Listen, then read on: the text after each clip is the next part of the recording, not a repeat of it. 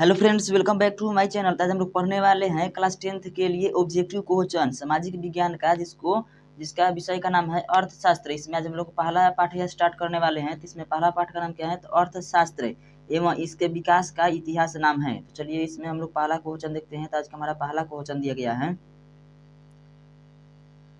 निम्न में से कौन अर्थव्यवस्था के प्राथमिक क्षेत्र में सम्मिलित है। तो इनमें से कौन अर्थव्यवस्था के प्राथमिक क्षेत्र में सम्मिलित है। तो पहला ऑप्शन है सेवा क्षेत्र, दूसरा ऑप्शन है कृषि क्षेत्र, तीसरा ऑप्शन है औद्योगिक क्षेत्र, चौथा ऑप्शन है इनमें से कोई नहीं। तो इनमें से प्राथमिक क्षेत्र के अंतर्गत कौन सा आता है, तो कृषि क्षेत्र आता है। तो ऑप्शन बी इसका सही उत्तर हो जाएगा। चलिए 2 नंबर क्वेश्चन देखते हैं। 2 नंबर क्वेश्चन में दिया गया है, किस क्षेत्र को प्राथमिक क्षेत्र में सम्मिलित किया गया है। तो किस क्षेत्र को प्राथमिक क्षेत्र में सम्मिलित किया गया है, तो कृषि क्षेत्र को सम्मिलित किया गया है। पहला और दूसरा क्वेश्चन सेम है। अगला क्वेश्चन है 3 नंबर, भारत में योजना आयोग का गठन कब किया गया था।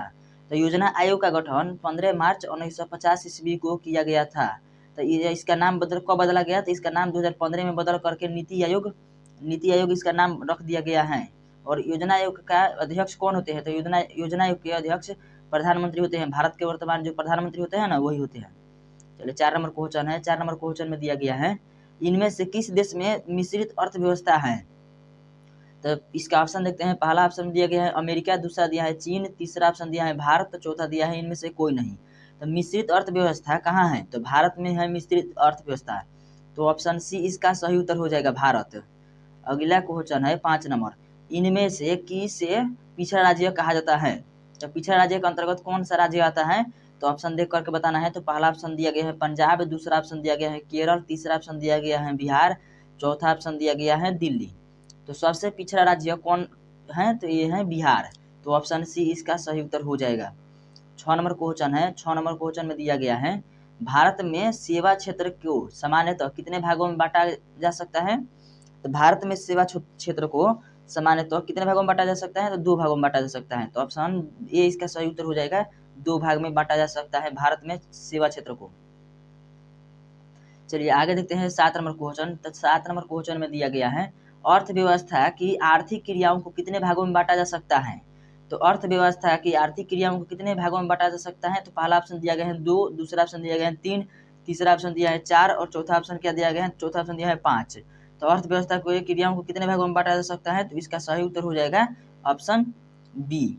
ऑप्शन बी में क्या दिया गया है, तो 3 दिया गया है। तो अर्थव्यवस्था के आर्थिक क्रियाओं को 3 भागों में बांटा जा सकता है। 8 नंबर क्वेश्चन है। तो 8 नंबर क्वेश्चन में दिया गया है, सन 2008 से 2009 के अनुसार भारत की औसत प्रति व्यक्ति आय कितनी थी। तो सन 2008 से 2009 के अनुसार भारत की औसत प्रति व्यक्ति आय कितनी थी। तो पहला ऑप्शन दिया गया है 22,533 रुपया, दूसरा ऑप्शन दिया गया है 25,494 रुपया, तीसरा ऑप्शन दिया गया है 6,610 रुपया और चौथा ऑप्शन दिया गया है 54,850 रुपया। तो सन 2008 या 2009 के अनुसार भारत की औसत प्रति व्यक्ति आय थी 25,494 रुपया।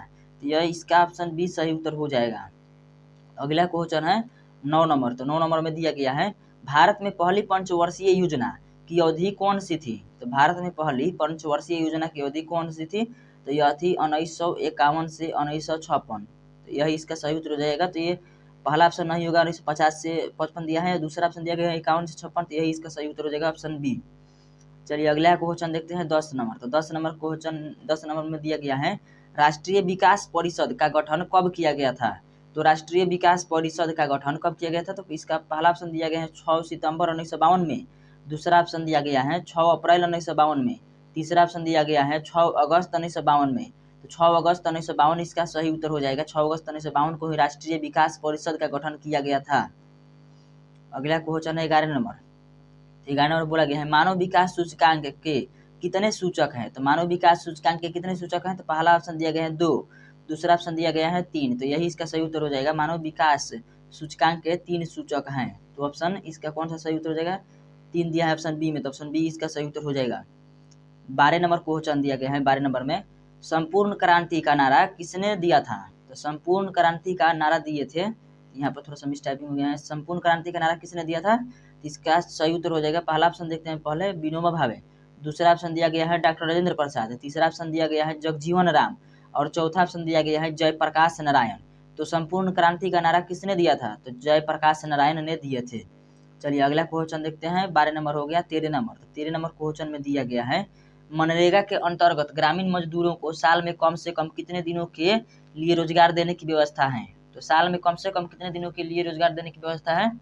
इसका पहला ऑप्शन है 100 रुपया, दूसरा ऑप्शन दिया 100 रुपया नहीं 100 दिन देने की व्यवस्था है, दूसरा ऑप्शन है 150 दिन, तीसरा ऑप्शन है 200 दिन और चौथा ऑप्शन है 50 दिन। तो मनरेगा के अंतर्गत 100 दिन का रोजगार देने की व्यवस्था है एक साल के अंतर्गत। अगला क्वेश्चन है 14 नंबर। 14 नंबर क्वेश्चन में दिया गया है आर्थिक क्रियाओं का उद्देश्य क्या होता है। तो आर्थिक क्रियाओं का उद्देश्य होता है जीविकापार्जन। तो जीविकापार्जन कहाँ दिया गया है, तो ऑप्शन ए में दिया गया है। तो आर्थिक क्रियाओं का उद्देश्य क्या होता है, तो जीविकापार्जन होता है, तो इसका यही सही उत्तर हो जाएगा। 15 नंबर क्वेश्चन है। तो 15 नंबर क्वेश्चन में दिया गया है भारत की आर्थिक व्यवस्था है। तो भारत की आर्थिक व्यवस्था कैसी है। तो पहला ऑप्शन दिया गया है समाजवादी, दूसरा ऑप्शन है पूंजीवादी, तीसरा ऑप्शन है मिश्रित और चौथा ऑप्शन है इनमें से कोई नहीं। तो भारत की अर्थव्यवस्था कैसी है, तो मिश्रित है। तो मिश्रित ऑप्शन सी में है, तो यही इसका सही उत्तर हो जाएगा। 16 नंबर क्वेश्चन में दिया गया है एक समाजवादी अर्थव्यवस्था में सर्वाधिक बल दिया जाता है। एक समाजवादी अर्थव्यवस्था में सर्वाधिक बल दिया जाता है। इसका पहला ऑप्शन है आर्थिक स्वतंत्रता पर, दूसरा ऑप्शन है उत्पादन कुशलता पर, तीसरा ऑप्शन है अधिकतम लाभ पर और चौथा ऑप्शन है लोक कल्याण पर। तो एक सामाजिक अर्थव्यवस्था में सर्वाधिक बल दिया जाता है, तो किस पे दिया जाता है, तो लोक कल्याण पर दिया जाता है सर्वाधिक बल। चलिए अगला क्वेश्चन है 17 नंबर। तो 17 नंबर क्वेश्चन में दिया गया है सामान्यतः किसी देश के विकास का स्तर किस आधार पर निर्धारित किया जाता है। तो सामान्यतः किसी भी देश के विकास का स्तर किस आधार पर निर्धारित किया जाता है। तो इसका पहला ऑप्शन है प्रति व्यक्ति आय पर, ये भी सही होगा, दूसरा ऑप्शन है साक्षरता दर पर, ये भी सही है, तीसरा ऑप्शन है स्वास्थ्य की स्थिति पर। तो ये तीनों ऑप्शन सही हो जाएगा। तो ऑप्शन डी पर क्लिक कर देंगे। इनमें सभी तीनों को ध्यान रख करके और देश की मतलब व्यवस्था को आधारित किया जाता है कि इसमें कितना विकास है। अगला क्वेश्चन है 18 नंबर। तो 18 नंबर क्वेश्चन में बोला गया है भारत के पड़ोसी देशों में किस देश की प्रति व्यक्ति आय सबसे अधिक है। तो भारत के पड़ोसी देशों में सबसे अधिक आय किस देश की है। तो यह है पहला ऑप्शन में दिया गया है पाकिस्तान, दूसरा दिया है बांग्लादेश, तीसरा दिया है श्रीलंका, चौथा दिया है नेपाल। तो इसमें सबसे अधिक आय है श्रीलंका की। अगला क्वेश्चन है 19 नंबर। जिस देश की राष्ट्रीय आय अधिक होती है उस देश को कहते हैं। तो जिस देश की राष्ट्रीय आय अधिक होती है उस देश को क्या कहते हैं, तो उसी को कहते हैं विकसित देश। और जिस देश की मतलब कि वो अधिक की ओर मतलब अपना दिशा और दशा दोनों चेंज करने की ओर बढ़ रहा होता है तो उसे विकासशील देश कहा जाता है। तो ऑप्शन ए सही उत्तर हो जाता है। अगर जो पूछता ना जैसे कि कोई भी देश अपना दिशा और दशा दोनों अभी ठीक करने में लगे हैं तो उसे विकासशील देश कहा जाता है, और ठीक कर लिए हैं तो उसे विकसित देश कहा जाता है। तो इस क्वेश्चन के लिए ऑप्शन बी सही उत्तर हो जाएगा। 20 नंबर क्वेश्चन है। 20 नंबर क्वेश्चन में दिया गया है निम्नलिखित में कौन सा देश विकसित अर्थव्यवस्था का उदाहरण है। तो निम्नलिखित में कौन सा देश है जो विकसित अर्थव्यवस्था का उदाहरण है। तो पहला ऑप्शन दिया गया है